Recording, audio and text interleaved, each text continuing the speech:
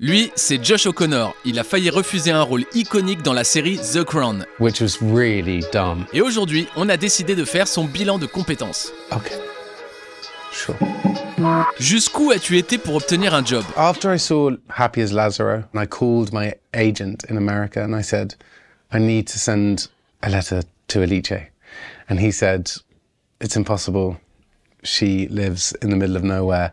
She doesn't have an agent. No one knows who she is. So I started writing letters genuinely to like Alice Rovaka, Umbria, Italy, and then hoping that the postman would like find her, do some research. As-tu refusé une offre d'emploi? I was filming something in France and I had really terrible eczema on my hands. It's like an itchy rash, but I was taking medication for this eczema. So I was big.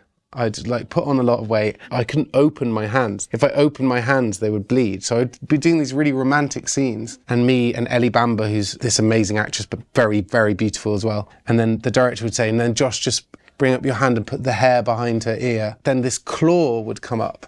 And there's like a bloodied claw.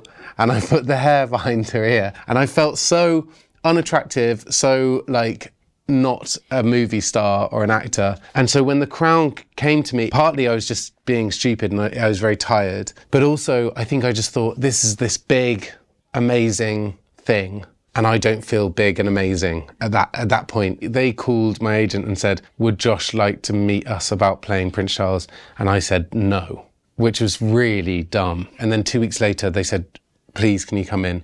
And I did, and I'm so glad I did, because it was fantastic. As-tu déjà eu un échec dans ta carrière? I arrived at Sundance. It was my first film festival, and everyone was talking about this Luca Guadagnino film. And everyone was talking, oh, we're going to Call Me By Your Name tonight. And somehow we managed to get tickets.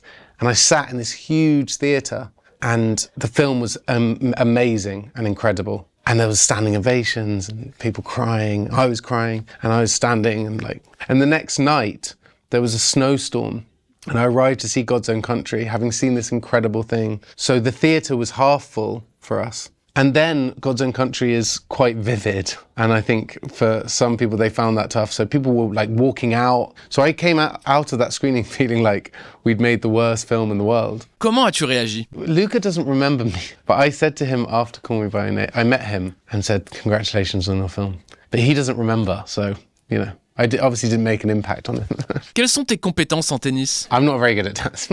But I did a lot of it, we did for real. I'm taking such good care of my little white boys.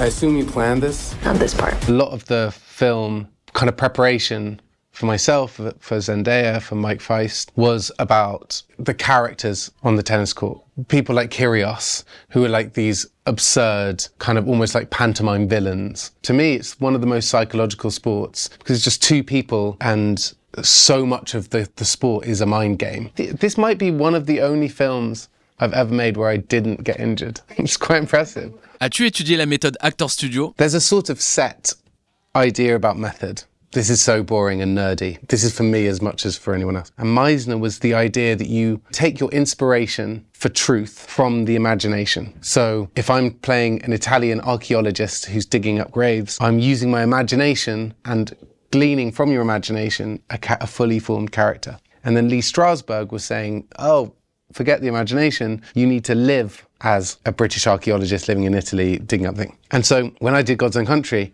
I was very confused and was sort of doing both and doing like playing a farmer, living on a farm, working on a farm. And also Francis Lee, the director, was also kind of investing his time and energy in me doing that process. I have since learned that I can't do that fully all the time. I was very sick. Yeah.